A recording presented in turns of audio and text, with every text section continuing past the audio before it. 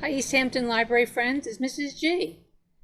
So the book I've chosen to read to you today is about a little pig who decides she wants to leave her farm and go and explore other places. And the name of the book is called Piglette by Caitlin Aronson. And I thank the people over at Viking for allowing me to read the story to you. On a farm in France, Piglette arrived last in her litter and dainty as a daisy. "The seventh," said her mother. "Perfection." But life on the farm wasn't a perfect fit for Piglette. Nothing piggish seemed to please her. She snorted at her slop. "P.U." "Persnickety," said her brothers. While the others played, Piglette pampered herself. "Prissy," said her sisters. So sometimes she escaped to the one place she preferred, the pasture. There, in the open air, she closed her eyes and breathed deeply, catching the scents of the trees and blossoms. She memorized the perfume of every posy she picked: lily, lilac, lavender, rose, and spent hours making crowns of flowers. It came as no surprise when, one day, a pungent pickup piqued her curiosity. Piglette packed her bags. She kissed her family farewell and departed for Paris. "The seventh," her mother sobbed. "Perfection." "Paris," whispered Piglette. "What will I do here? Who will I be?" Piglette the poet? Piglette the painter?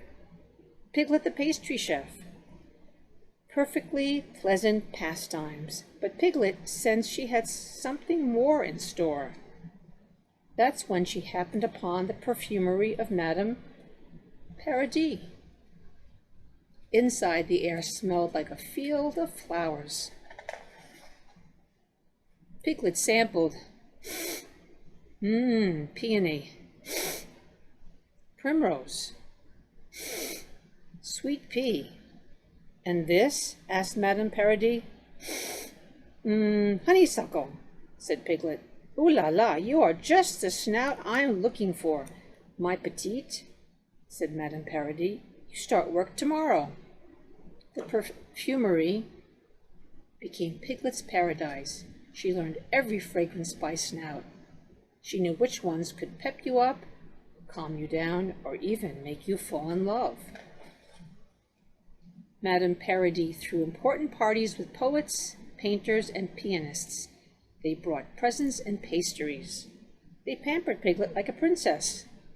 "Perhaps I've found my place," thought Piglette. And yet, sometimes the sights, the sounds, the smell of the city grew smothering. "P.U. Please don't push," said Piglette. She wandered the streets, searching for escape, until at last, a park.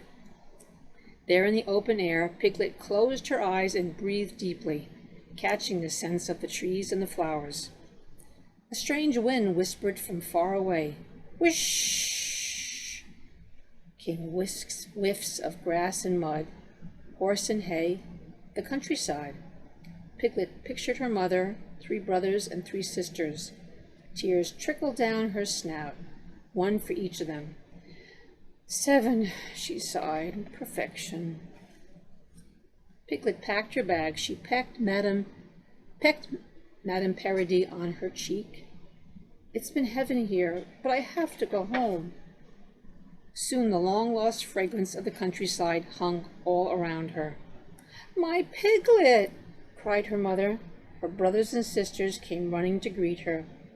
The pasture was my place all along, she thought, and yet she missed the city. "How can I bring a bit of Paris to the pasture?" Piglette pondered. Then she knew. She set to planning a party of her own. She sent postcards to Madame Paradis and all her friends. The day her guests arrived, she gathered her family too. They'd never once suspected her surprise. "Voilà!" Piglette proclaimed. She prepared rose petal dips and mud masks for her city friends, perfumes and bubble baths for her family. picnics of pastries, flower crowns for one and all. Everything and everyone Piglet loved gathered into one fragrant bouquet, and it smelled divine. Picture! Click! Perfection. And that's the story of Piglet, and she realized how important her family was. So I hope you're having a good day, and I'll come back soon and read another story to you. Bye-bye, everybody.